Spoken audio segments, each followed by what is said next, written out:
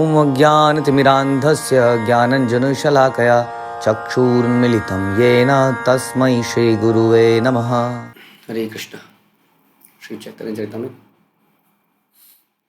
लीला chapter 2 प्रयास संख्या 12।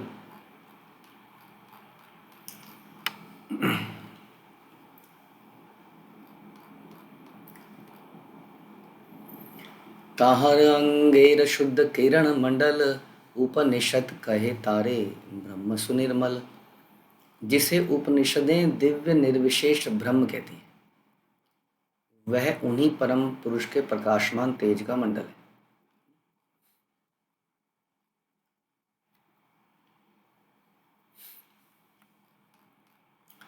तो हमने चर्चा करी थी कि किस प्रकार से उपनिषद में जो ज्ञान दिया गया है वो प्रारंभिक ज्ञान है और धीरे धीरे गूढ़ होता है।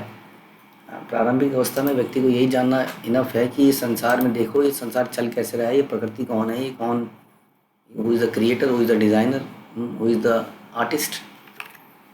तो इस प्रकार के क्वेश्चन से आदमी के अंदर एक जिज्ञासा पैदा होती है, ब्रह्म जिज्ञासा, अथा तो ब्रह्म जिज्ञासा। जिज्ञासा बड़ी इंपॉर्टेंट है। जिस व्यक्ति के अंदर जिज्ञासा नहीं होती है वो लर्न नहीं कर पाता है कोई भी, इवन मटेरियल नॉलेज के लर्न करने के लिए भी आदमी के अंदर जिज्ञासा होना चाहिए। Should be asking questions, practical questions, practical doubts.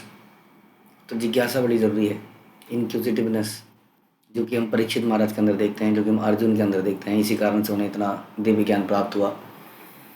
तो ये जिज्ञासा पैदा करने के लिए प्रारंभ में यही प्रश्न है कि आदमी मरता क्यों है, आदमी पैदा क्यों होता है, ये सौर मंडल चल कैसे रहा है, ये इतना समुद्र में इतना पानी, इतना ऑक्सीजन, इतना हाइड्रोजन कहाँ से आया है, सूर्य के अंदर इतनी ऊष्मा कहाँ से, इतनी एनर्जी कहाँ से पैदा हो रही है, आ रही है, कैसे ये पूरा संसार चल रहा है, कैसे बच्चा पैदा हो रहा है। कह सकते हैं एक प्रकार का ये विराट रूप है, निर्विशेष ब्रह्म भी यही है। तो ये प्रारंभिक ज्ञान है। हमने सुना कि उपनिषद में उसको दिव्य निर्विशेष ब्रह्म कहती है, वही उन्हीं परम पुरुष के प्रकाशमान तेज का मंडल है। पहले ये क्वेश्चन आता है, तब आदमी बाद में सोचता है कि अच्छा अब ये बताइए कि इसके पीछे कौन है। अच्छा ये मेरे पिताजी हैं, ये बताइए इनके पिताजी कौन है, इनके पिताजी कौन है, इनके पिताजी कौन है। But this must and somewhere. हाँ, प्रथम पुरुष इसलिए उनको भगवान कहते हैं। तो उस तक पहुँचने में आदमी को समय लगता है। पहले वो बिल्कुल सुप्त चेतना, हम लोग बिल्कुल सुप्त चेतना से आए। हम लोग पेड़ पक्षी बने रहे, जानवर बने रहे, उसके बाद हम मनुष्य बने। तो इसको सुप्त, हमारी चेतना बिल्कुल सुप्त थी। अब उसको एकदम से उस पर लाना बड़ा मुश्किल हो जाता है। हाँ, तो इसलिए उस सुप्त चेतना को जगाने के लिए पहले उसके अंदर बेसिक क्वेश्चन पूछे जाते हैं। ह्यूमन शरीर की संरचना के अनुसार कि कैसे ये शरीर चल रहा है, देखिए ज़रा बायोलॉजिकली देखने का प्रयास कीजिए तो आपको समझ में आएगा कि कोई ताकत है जो इसको चला रही है, कोई ताकत है जो इस सारे संसार को चला रही है। ऐसे प्रश्नों से हम स्टार्ट करते हैं एक तरह से, राइट। इसलिए उपनिषदों में इन सब के बारे में जानकारी बोला ये ही सब कुछ है, लेकिन हमें ये समझना पड़ेगा कि अब इसके पीछे कोई और है। मुंडक उपनिषद के 3 मंत्रों से पूर्ण पुरुषोत्तम भगवान के शारीरिक तेज के विषय में इस प्रकार की जानकारी मिलती है। मुंडक उपनिषद में शारीरिक तेज, ब्रह्म ज्योति के बारे में ये जानकारी है कि भौतिक आवरण के परे, यानी भौतिक सारे ब्रह्मांडों के परे आध्यात्मिक जगत में असीम ब्रह्म तेज है जो भौतिक कलमश से रहित है। यानी कि वहाँ पर जन्म मृत्यु जरा व्याधि नहीं है। वह तेजवान श्वेत प्रकाश अध्यात्मवादियों द्वारा समस्त प्रकाशों का प्रकाश माना जाता है। उस क्षेत्र में प्रकाश के लिए सूर्य, चंद्रमा, अग्नि, बिजली कुछ भी नहीं चाहिए। वस्तुतः भौतिक जगत में जो भी प्रकाश प्रकट होता है वह उसी परम प्रकाश का परावर्तन मात्र है। जैसे कि संसार में प्रकाश नहीं है, लेकिन जो भी यहाँ प्रकाश दिख रहा है वो सूर्य, चंद्रमा का प्रकाश है। उसी तरह पूरे भौतिक जगत में जो ये प्रकाश दिख रहा है वो भी कहीं और से आ रहा है। वही ब्रह्म आगे है, पीछे है, उत्तर में है, दक्षिण में है, पूर्व में है, पश्चिम में है, ऊपर है, नीचे है, चारों तरफ है। दूसरे शब्दों में परब्रह्म तेज भौतिक तथा आध्यात्मिक दोनों ही आकाशों में परिव्याप्त होता है। ये है वो भगवान का तेज। चर्म चक्षे देखे अच्छे सूर्य निर्विशेष, ज्ञान मार्गे लेते नारे कृष्ण रविशेष। जिस प्रकार कोई व्यक्ति अपने नग्न नेत्रों से सूर्य को केवल एक चमकीली वस्तु के अतिरिक्त और किसी देख नहीं पाता है। हम देख पाते हैं कुछ और, पता चलता है कुछ और, एक चमक सी दिखती है बस, और कुछ नहीं। जैसे कि सिंपल है, स्टेडियम की लाइट्स होती हैं, फ्लड लाइट्स, कभी जब जलती हैं तो आपको केवल लाइट दिखेगी। अब जब वो बंद होगी तो आपको दिखेगा अरे इसके अंदर इतने 21 बल्ब हैं, 30 बल्ब हैं, ऐसे ऐसे डिस्टेंस में हैं। जब वो जलती हैं फिर पता नहीं चलता कुछ, उधर प्रकाश दिख रहा होता है। अब प्रकाश के पीछे यदि आप जा पाओ तब आपको पता चलेगा उसके अंदर एक प्रकाश नहीं है, उसके अंदर कई सारे बल्ब लगे हुए हैं। छोटा सा एग्जाम्पल, उस तरह से सूर्य कुछ पता नहीं, केवल प्रकाश का एक गोला, उसके अंदर भी तो कुछ हो रहा होगा, कुछ चल रहा होगा, कुछ क्रियाएं प्रतिक्रियाएं हो रही होंगी।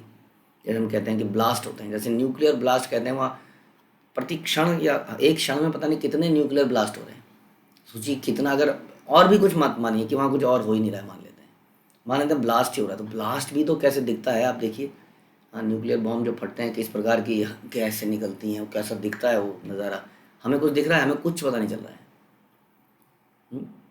तो इसी तरीके से बहुत कुछ उसके और भी होगा। ये तो हम साइंटिस्ट कह रहे हैं कि वहाँ केवल ये हो रहा है, वास्तव में शास्त्र बताते हैं वो एक लोक है, वहाँ भी लोग रहते हैं। कैसे रहते होंगे वहाँ लोग, तो प्रभुपाद बताते हैं जैसे लोग पानी में रहते हैं, जीव जंतु, हम लोग रहते हैं, हम रह सकते हैं पानी में, जीव जंतु बड़े मज़े से पानी में रहते हैं, उनका जीवन ही पानी है।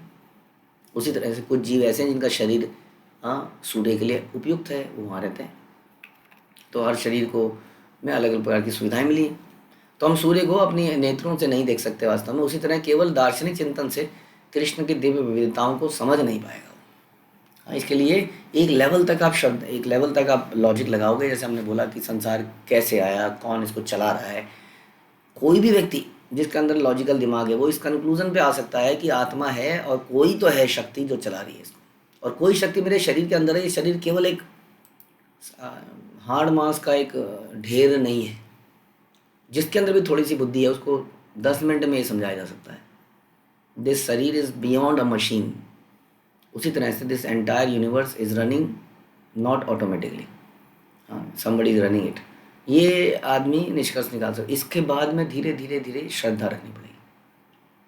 अब हमें उस व्यक्ति को समझना है कि कौन है, उसके लिए श्रद्धा की आवश्यकता है, क्योंकि वो हमारी समझ के पर है, क्योंकि हमारी समझ बड़ी लिमिटेड है, हमारी कैपेसिटी के अनुसार है। हम कैसे देख पाएंगे उस जगत को। तो इसलिए यहाँ बता रहे हैं कि आगे जाने के लिए हमें क्या करना पड़ेगा, आगे जाने के लिए हमें श्रद्धा रखनी पड़ेगी। यस्य प्रभा प्रभवतो जगदंड कोटिश्वशेष वसुधादि विभूति भिन्नम तद ब्रह्म निष्कलमनंत शेष भूतम गोविंदमादि पुरुषम तम हम भजामि। मैं उन आदि भगवान गोविंद की पूजा करता हूँ जो महान शक्ति से संपन्न हैं और उनके दिव्य स्वरूप का दीप्तिमान तेज निर्विशेष ब्रह्म है। बिल्कुल साफ साफ लिखा गया। यस्य प्रभा प्रवदो जगदंड कोटि, असंख्य ब्रह्मांडों को प्रदर्श एकदम से प्रकाशमान कर देता है। उनकी प्रभा, उनका प्रकाश। मैं उन गोविंद को प्रणाम करता हूँ। वास्तव में जो तेज है ये उनके शरीर का तेज है। यस्य प्रभा, जो परम पूर्ण तथा असीम है, करोड़ों ब्रह्मांडों में असंख्य प्रकार के ग्रहों को तथा उनके विभिन्न ऐश्वर्यों के साथ प्रदर्शित कर देता है। इतना उसके अंदर कोई हैरानी की बात नहीं है। एक सूर्य कितने बड़े एरिया को प्रकाशित करता है। हमारे बल्ब कितने बड़े एरिया को प्रकाशित कर पाते हैं। बड़े से बड़े बल्ब हमारे, हम एक बल्ब हमारा 1 किलोमीटर को भी नहीं कर पाएगा, है ना। और वो एक है, वो एक पूरे कितने, मतलब कहाँ से लेके कहाँ तक इस पृथ्वी के अंदर भी। अगर अमेरिका का साइड एक साइड ले ली जाए और इस साइड एक साइड ले ली जाए, एक साथ एक तरफ के पूरे को प्रकाशित कर देता है।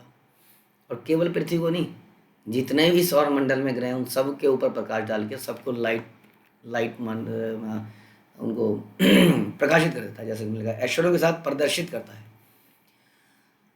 तब सूर्य एक कर सकता है कि सूर्य भगवान की एक तरह से मामूली सी शक्ति है। मामूली शक्ति इसलिए कह रहे हैं क्योंकि हर ब्रह्मांड में एक अलग सूर्य है।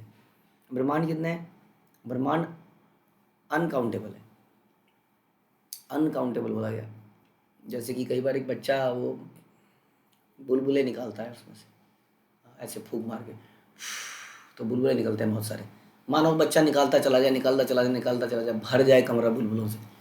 इस प्रकार से ब्रह्मांड है और उतने सूर्य हैं। सोचिए तो क्या है भगवान के लिए सूर्य। तो सूर्य में जब इतनी शक्ति है तो भगवान में कितनी शक्ति होगी, हम सोच सकते हैं। तो ऐसे गोविंद को मैं प्रणाम करता हूँ। कोटि कोटि ब्रह्मांड ये ब्रह्मेरा विभूति से ही ब्रह्म गोविंदेरा हया अंग कांति। ब्रह्मा जी ने कहा निर्विशेष ब्रह्म के ऐश्वर्य करोड़ों ब्रह्मांडों में परिव्याप्त होते हैं। यह ब्रह्म भगवान गोविंद का शारीरिक तेज मात्र होता है। सही गोविंद भजियामी तेहु मोर पति, ताहार प्रसादे मोरा हया सृष्टि शक्ति। मैं भगवान गोविंद की पूजा करता हूँ, वही मेरे स्वामी हैं, केवल उन्हीं की कृपा से मुझ में ब्रह्मांड का सृजन करने की शक्ति आई।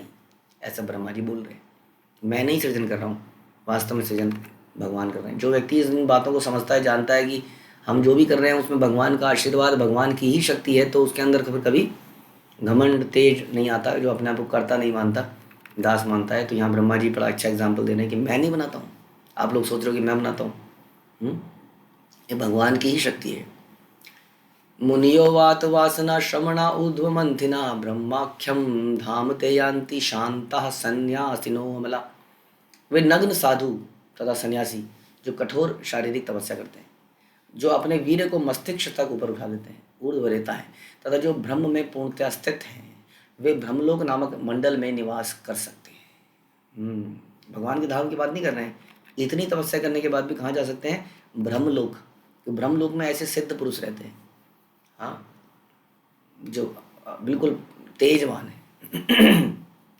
इनको बताते हैं कि एक जगह से दूसरी जगह जाने के लिए किसी विमान की जरूरत भी नहीं पड़ती है, इतना इनका तेज है। श्रीमद् भागवत के श्लोक में वात वासना उन साधनों के लिए आया जो किसी भी भौतिक वस्तु, यहाँ तक कि वस्त्र की भी परवाह नहीं करते, पूरी तरह प्रकृति पर आश्रित रहते हैं। ऐसे साधु कठोर शीत में झुलसती गर्मी में अपने शरीर को ढकते नहीं हैं। वे शरीर के कष्टों से दूर रहने के लिए महान प्रयत्न करते हैं। वो द्वार द्वार जाकर भीख मांगकर जीवित रहते हैं। वे जाने अनजाने में भी वीर्य स्खलित नहीं करते। ऐसे ब्रह्मचारी से वीर्य का मस्तिष्क में चला जाता है, ऊपर को चला जाता है। इस तरह में अत्याधिक बुद्धिमान बन जाते हैं, उनकी स्मृति प्रखर हो जाती है। उनका मन कभी भी परम सत्य के चिंतन से विचलित नहीं होता, न ही वे भौतिक भोग की भावना से कभी कलुषित होते हैं। ऐसे साधु सन्यासी कठोर अनुशासन में की गई तपस्या के अभ्यास से ऐसी शांत दशा को प्राप्त होते हैं, जो प्रकृति के गुणों से परे है और निर्विशेष ब्रह्म में समा जाते हैं। यहाँ निर्विशेष ब्रह्म की बात प्रभुपाद कह रहे हैं, वो कहाँ चले जाते हैं? निर्विशेष ब्रह्म में चले जाते हैं। तो ब्रह्म लोक अलग है, निर्विशेष ब्रह्म अलग है। वास्तव में ब्रह्म लोक इस एक भौतिक जगत का हाईएस्ट लोक है, और इन सारे भौतिक जगतों के परे है ब्रह्म ज्योति। तो प्रभुपाद कह रहे हैं वहाँ तक जा सकते हैं इतनी तपस्या करने के बाद। आत्मांतरयामी यारे योग शास्त्र का से गोविंदेर अंश विभूति है।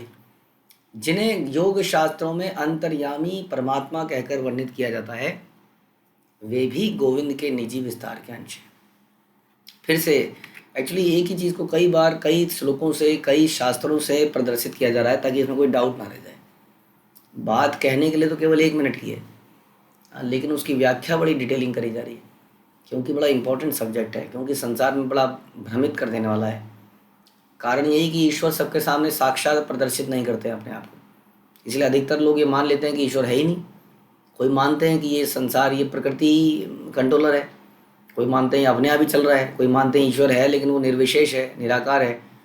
तो इसलिए ये तथ्यों को साबित करना बड़ा ज़रूरी है। भगवान इतने चीप नहीं है, प्रॉब्लम ये है। चीप कैसे होंगे भगवान? इसलिए सब जगह अवेलेबल नहीं है, इसलिए कई बार भ्रांति हो रही है।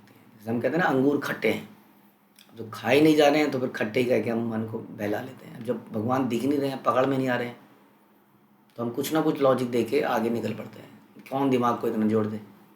हाँ, खाओ पियो मज़े करो, क्या सोच रहे हो, क्या फालतू की बातें में अपना टाइम वेस्ट कर रहे हो, चलो मूवी देखने चलते हैं।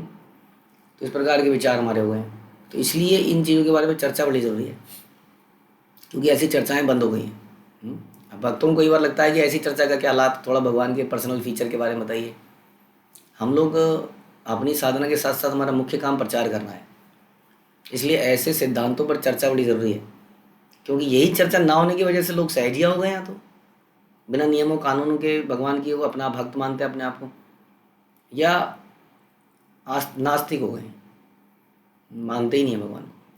इसलिए इन विषयों पर इतनी चर्चा हमारी परंपरा में होती है, प्रभुपाद के ग्रंथों में, प्रभुपाद के प्रवचनों में। क्योंकि ये चर्चाएं होना ज़रूरी हैं। जब ये चर्चाएं होंगी तभी तो उसके बाद में भगवान के प्रति प्रेम पैदा होने की बात हम करेंगे।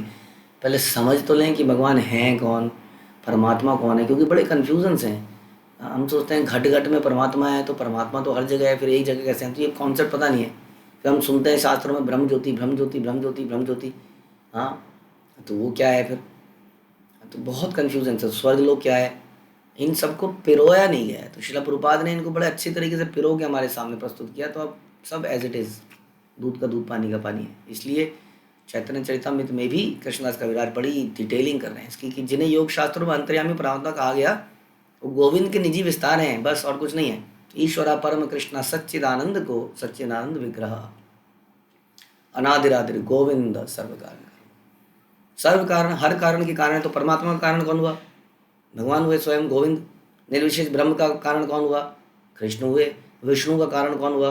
कृष्ण हुए। जब सब सर्व कारण कारणम कहे जा रहे हैं तो पूर्ण पुरुषोत्तम भगवान स्वभाव से प्रसन्नचित हैं। उनके आमोद प्रमोद या उनकी लीलाएं पूर्णतः दिव्य हैं। वे अस्तित्व के चतुर्थ आयाम में रहते हैं, क्योंकि यद्यपि भौतिक जगत लंबाई, चौड़ाई, ऊंचाई से प्रतिबंधित रहता है, किंतु भगवान अपने शरीर, रूप और अस्तित्व में पूर्णतः असीम होते हैं। भौतिक जगत के भीतर किसी भी व्यापार से स्वयं जुड़े नहीं है। इस संसार में भौतिक जगत उनके पुरुष अवतारों के विस्तारों से सृजित होता है। पुरुष अवतार कौन है? भगवान के विष्णु अवतार, ये हैं पुरुष अवतार, अलग अलग विष्णु। उनके विस्तारों से ये जगत सृजित होता है, जो समग्र भौतिक शक्ति तथा सारे बद्ध जीवों का मार्गदर्शन करते हैं। पुरुष के 3 विस्तारों को समझकर जीव भौतिक जगत के केवल 24 तत्वों के ज्ञान की अवस्था को पार कर सकता है। यानी कि हमें समझना पड़ेगा ये कौन है, विष्णु कौन है, भगवान क्या है, ये पुरुष अवतार कौन है, क्षीरोदकशाही कौन है, ब्रह्म गर्भोदकशाही कौन है, कारणोदकशाही इत्यादि। तो महाविष्णु के विस्तारों में से एक क्षीरोदकशाही विष्णु है, जो प्रत्येक जीव के भीतर परमात्मा है, और द्वितीय गर्भोदकशाही, और फिर क्षीरोदकशाही। प्रमाणिक शास्त्र निर्देश देते हैं कि हर व्यक्तिगत जीव परमात्मा के साथ अपने संबंध को पुनः जागृत करे। निसंदेह योग ऐसी विधि है जिससे परमात्मा के रूप में जाने वाले पुरुष से संबंध स्थापित करके भौतिक तत्वों पर के प्रभाव का अतिक्रमण किया जा सकता है। मतलब योग की विधि से हम इस संसार को समझ पाएंगे और इसको अतिक्रमण, इससे बाहर निकल पाएंगे। लेकिन वो योग क्या है? योग मतलब भगवान से कनेक्शन, संबंध बनाने के लिए अलग अलग युगों में अलग अलग विधियां बताई गई। कलयुग में वो संबंध बनाने के लिए हरिनाम बताया गया, तो हरिनाम ही कलयुग का योग है। जिस किसी ने सृजन की प्रक्रिया की जटिलताओं का भलीभांति अध्ययन किया, वह बड़ी सरलता से समझ गया कि परमात्मा कृष्ण के अंश है। सृजन की प्रक्रिया की जटिलताओं, श्रीमद् भागवतम में ये बड़ा डिटेल में आता है कि सृजन कैसे होता है। जो उसको समझ गया, उसको पढ़ लिया, तो उसको समझ में आ गया, अच्छा परमात्मा मतलब ये है। हाँ, अच्छा गर्भोदाई मतलब जब, इसलिए सृजन समझना पड़ेगा, क्योंकि ये सारे अवतार सृजन के लिए होते हैं। भगवान के लोक में इनकी जरूरत नहीं पड़ती है। गर्भोदकशाही, क्षीरोदकशाही, ये सब वहाँ पे जरूरत नहीं है इनकी, वहाँ पे इनका लोक नहीं है। इनकी जरूरत ही संसार को बनाने के लिए पड़ती है। हाँ, कारणोदकशाही कारण बनते हैं सारे ब्रह्मांडों का, फिर गर्भोदक एक एक ब्रह्मांड में जाते हैं, फिर क्षीरोदकशाही एक एक कारण में जाते हैं। तो इन सब की जरूरत सृजन में है, इसलिए सृजन के प्रोसेस को समझना पड़ेगा। अनंत स्फटिके ये एक सूर्य भासे तैचे जीवे गोविंदेरा अंश प्रकाशे। जिस प्रकार एक ही सूर्य असंख्य रत्नों में प्रतिबिंबित होता है, उसी प्रकार गोविंद समस्त जीवों के हृदय में आते हैं। हाँ, जैसे शीश महल, हमने एक बार बताया था आपको, शीश महल में आदमी एक जगह खड़ा होता है, लेकिन सारे के साथ छोटे छोटे, जैसे कि एक साड़ियाँ पहनती है कई बार माताएं, उसमें कांच लगे होते हैं मल्टीपल। तो ऐसा कपड़ा बनाइए जाए अगर उसमें कांच लगे हों छोटे छोटे, आदमी सामने खड़ा होगा, हर टुकड़े में आदमी दिखेगा। हाँ, खड़ा है, लेकिन आदमी खड़ा है तभी तो दिखेगा। उस दिन बता रहे हैं कि एक जगह भगवान है, उनका अंश विस्तार हर जगह ऐसे प्रतिबिंबित हो जाता है, दिखता है। इसी प्रकार यद्यपि पूर्ण पुरुषोत्तम अपने दिव्य धाम गोलोक में हैं, लेकिन वे हर प्राणी के हृदय में हैं। उपनिषदों में कहा गया कि जीव तथा परमात्मा एक ही वृक्ष पर बैठे 2 पक्षियों की तरह हैं। एक पक्षी खाने में बहुत बिजी है, एकदम जैसे डॉग होता है ना, डॉग कई बार बताता हूँ, डॉग को खाते हुए अगर आपने छेड़ दिया तो आप गए काम से। एकदम उसकी अटेंशन होती है। पहले थोड़ी में ये होंठ उठाएगा जरा सी यहाँ से, आप जाओगे ना बस इतना करेगा, हल्का दांत दिखाएगा अपना। अगर आप नहीं माने तो फिर एकदम एंग्रॉस्ड है वो इंद्रिय तृप्ति में। वैसी संसार में किसी की इंद्रिय तृप्ति को अगर आप छेड़ दो, टूट के आता है हमारे ऊपर, आता है कि नहीं? कोई टीवी देख रहा है, टीवी देखते हुए आप चैनल बदल दो, फिर देखो घर में क्या घमासान होता है। जो देखते हैं उनको पता होगा, जब पुराना एक्सपीरियंस याद होगा। इंद्रिय तृप्ति करते हुए कोई आ जाए, मैं समोसा मुंह में डाल रहा था, एक मेरे को दे दे भाई, एक दे देना, अंदर से मन निकलता है कहाँ से आ गया मनहूस। कई लोग छुप के कमरे में घुस के खाते हैं बढ़िया बढ़िया चीज़ें, कोई टोकने आ जाए बीच में बिल्कुल। तो इंद्रिय तृप्ति में रुकावट आने पर हमारे अंदर क्रोध आता है क्योंकि ये लोभ है, ये काम है, समझना पड़ेगा इसको। तो उसी तरह ये पक्षी जो है, भगवान बैठे हैं साथ में, ये बिल्कुल लगा हुआ है, गुचर गुचर गुचर गुचर गुचर गुचर खाने में लगा हुआ है, भगवान बैठे हैं ऐसे। अब भगवान भी छेड़ नहीं रहे हैं उसको, क्योंकि भगवान को ही काट खाने को आएगा। आते ही हैं लोग, क्या कर दिया मेरे साथ ये। हाँ, अभी मैं रिसेंटली एक व्यक्ति से मिला जिसने जीवन पर्यंत भागवतम पढ़ी, जीवन पर्यंत, पुरोहित की तरह। तो उनको अब बूढ़े हो गए, अब उम्र हो गई तो कैंसर हो गया। अब मैं उनके पास गया कि मैंने कहा आपने तो जीवन भर भागवतम पढ़ी, बहुत बढ़िया। उसके मुंह से छूटते निकला, क्या फल मिला उसका। हाँ, तो मतलब फल के चक्कर में ही है हम लोग बस। तो फल ये थोड़ी मिलना था कि हमें बीमारी नहीं होगी। मैंने कहा मृत्यु तो आएगी, ऐसा कैसे होता है, मृत्यु का कोई कारण तो बनेगा ही। ऐसा थोड़ी है मैं भागवतम कथा कर रहा हूँ बैठे बैठे, मैंने बोला हरे कृष्णा शिल प्रभुपाद की जय और ठुड़ुक, ऐसा होता है क्या कभी। परीक्षित महाराज को भी सांप, हालांकि परीक्षित महाराज कहते हैं प्राण पहले त्याग दिए, लेकिन कैसा अंत हुआ उनका देखा जाए तो सामाजिक तौर पे। तो ये सब हम लोग निरंतर, वो चिड़िया जो है फल में लगी हुई है, और भगवान कुछ नहीं बोल रहे हैं, भगवान वहीं से बैठे बैठे बोल रहे हैं ईश्वरा परमा कृष्णा। एक चिड़िया वो सुनेगा, कभी सुनेगा तो हाँ, भगवान बोल रहे हैं बार बार, लेकिन वो लगा हुआ है, बीच बीच में दांत दिखा रहा है अपने डॉगी की तरह। This is the situation. ये शास्त्रों में बता रहे हैं प्रभुपाद एग्जाम्पल कि 2 चिड़ियाँ बैठी हैं, भगवान बैठे हैं वहाँ पर, लेकिन उसको फुर्सत ही नहीं है। कैलाश की तरह जो स्टोरी आती है पुराणों में, लगा हुआ है मेरे बच्चे बड़े हो जाए, मेरे बच्चों की शादी हो जाए, मेरे बच्चों के बच्चे समझ जाएं, ये खेत की रक्षा हो जाए, इनके धन की रक्षा हो जाए। कभी कुत्ता बनता है, कभी सांप बनता है, उस परिवार से आसक्त हो जाता है। इस तरह से वो लगा हुआ है। तो जो ही जीव सकाम कर्म करना बंद कर देता है और परमात्मा की तरफ देखता है, वो देखते ही उसका आकर्षण पैदा होना चाहिए, होता है, सेवा करता है उनकी, धीरे धीरे उपाधियों से मुक्त हो जाता है, उसके जीवन में समय आ जाता है जो समय था ही नहीं कभी, अब समय ही समय है उसके जीवन में, पता नहीं कहाँ से आया। हाँ, और उस शुद्ध स्थिति में भगवत धाम अर्थात वैकुंठ में प्रवेश करता है। परमात्मा सारे जीवों के पद प्रदर्शक होकर भी जीवों की इच्छाओं को पूरा करने में हाथ नहीं बटाते। हाँ, भगवान थोड़ी बटा रहे हैं, भगवान ने सुविधाएं दी हैं, इसलिए थोड़ी दी हैं कि आप उसको मिसयूज करें। और अब लोग कहते हैं कि भगवान ने सब बनाया है तो इसका मतलब भोग करने के लिए तो बनाया ना। हाँ, को हम भोग नहीं करेंगे कौन भोग करेगा। भोग करने के लिए बनाया, आपको हमारे जीवन व्यापन के लिए बनाया, ताकि हम भक्ति कर सकें और साथ साथ ज़रूरतें पूरी कर सकें अपनी। व्यवस्था सारी भगवान की है, उसका इस्तेमाल हमारा है। हर चीज़ ऐसी है ना, किसी मैन्युफैक्चरर ने चाकू बनाया, किसी ने पेट में डाला, किसी ने ऑपरेशन किया, किसी ने सब्जी काटी। जो ही जीव परमात्मा के साथ अपने शाश्वत संबंध के प्रति जागृत हो जाता है और उनका सहारा लेने लगता है सहारा तो पहले भी लिया ही हुआ है, अब फॉर्मली सहारा लेता है, त्यों ही वह भौतिक जगत के बंधन से मुक्त हो जाता है। ईसाई दार्शनिक कर्म के विधान में विश्वास नहीं करते। वे तर्क देते हैं कि यह कहना बेहुदा है कि मनुष्य को उसके पूर्व कर्मों का फल भोगना पड़ रहा है, हाँ, जिससे वह अनजान है। एक अपराधी को पहले न्यायालय में गवाहों द्वारा उसके दुष्कर्मों से अवगत कराया जाता है, फिर दंड दिया जाता है। यदि मृत्यु पूर्ण विस्मृति हो तो मनुष्य को पुराने दुष्कर्मों के लिए दंडित क्यों किया जाए। वो कह रहे हैं पहले याद तो दिलाओ, मुझे पता हो तो मेरे को दंड क्यों मिल रहा है, ऐसे कैसे, हाँ, कि मुझे दंड मिल जाए। लेकिन ऐसी तो होता है, ऐसा नहीं होता। आदमी कितनी चीज़ें भूल चुका होता है। बचपन में मैंने किसी को मारा था, पिक्चरों में देखते थे ना आप, हाँ, हीरो ने बचपन में कोई लड़ाई हुई थी, अरे बड़ा होके जब वो कहीं जा रहा था अचानक से हीरोइन मिल गई थी, शादी भी पक्की हो गई थी, आया और उसने एक्सीडेंट करके उसको ठोक दिया। उसको पता ही नहीं किसने मारा, क्यों मारा। आपको पता है, पिक्चर देख रहे हो ना आप, उसको नहीं पता अभी।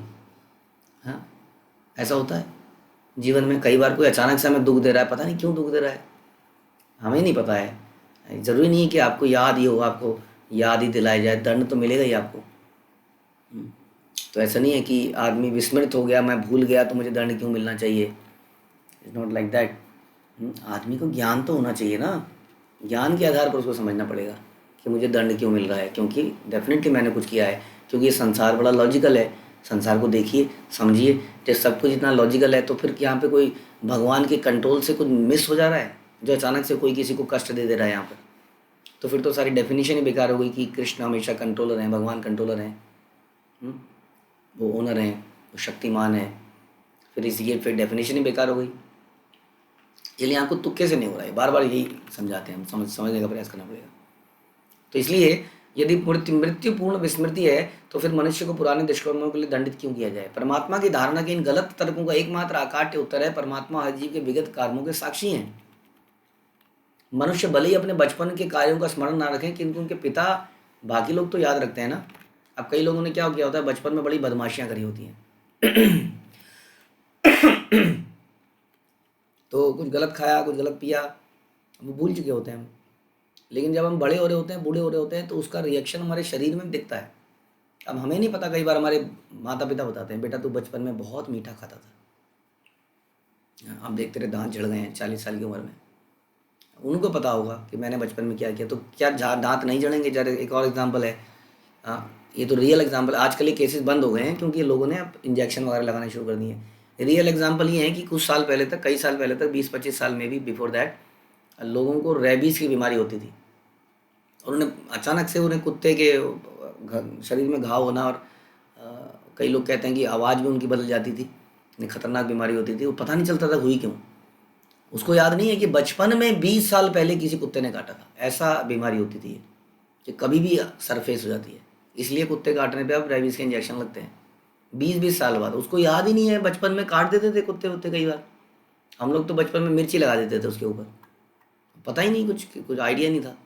अब अचानक से कोई 20 साल बाद भौंकने लग जाए, बीमारी हो जाए, उसको कहाँ याद है मेरे को कब किस कुत्ते ने काटा, बताइए। तो क्या बीमारी नहीं होगी, वो तो अंदर काम कर रही है ना। तो ऐसे कैसे सोचता है कि मुझे याद नहीं है तो मुझे दंड क्यों दिया जा रहा है।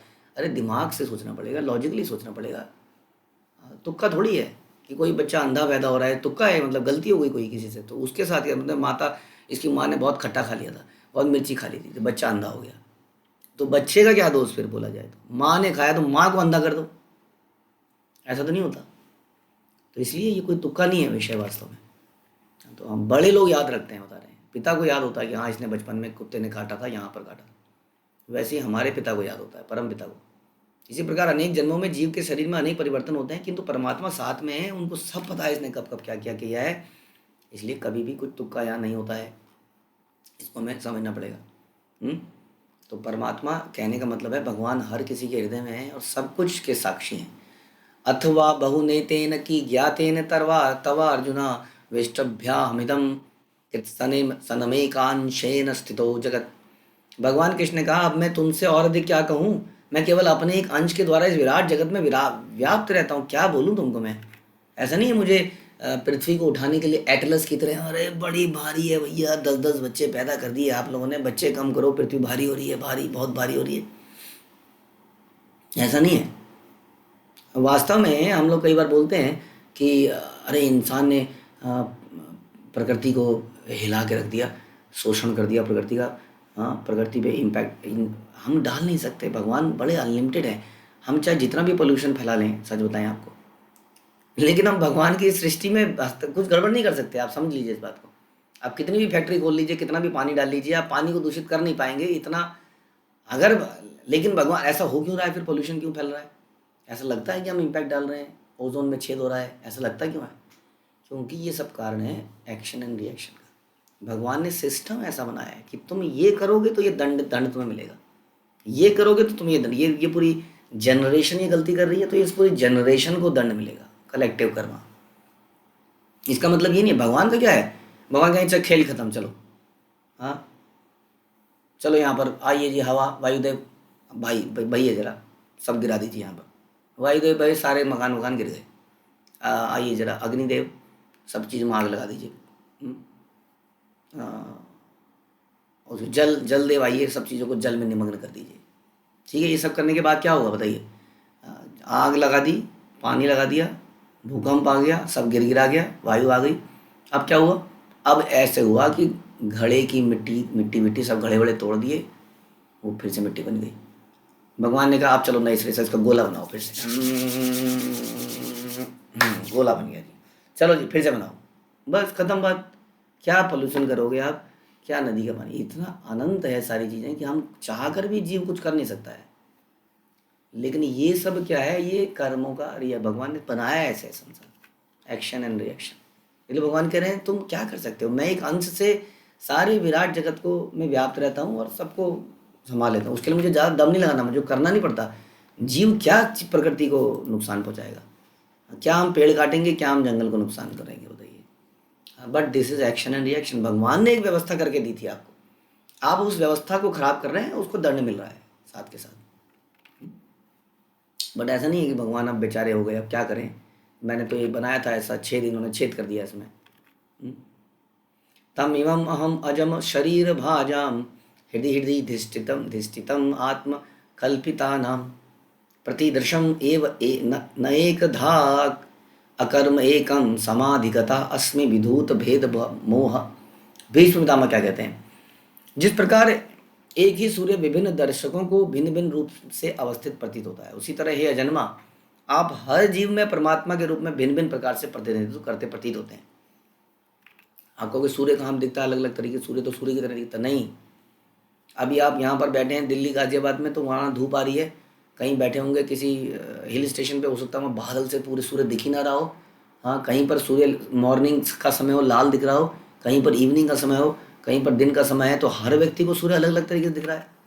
उसी तरह हाँ, परमात्मा के रूप में हर व्यक्ति के अंदर है, लेकिन हाँ, कोई कुछ देख रहा है, कोई कुछ देख रहा है, कोई आपकी तरफ देख ही नहीं रहा है। ये तो उस व्यक्ति के ऊपर है। जब दर्शक अपने आप को आपके सेवक के रूप में देखता है, जानता है, तब उसमें ऐसा द्वैत नहीं रह पाता, तो वो समझ जाता है। उसको जिसको पता है अच्छा इस बादल के पीछे सूर्य है, नहीं नहीं ये सन सेट हो रहा है, नहीं ये सनराइज हो रही है, समझ में आ गया उसको। इस प्रकार अब मैं आपके शाश्वत रूपों को समझने में समर्थ हूँ।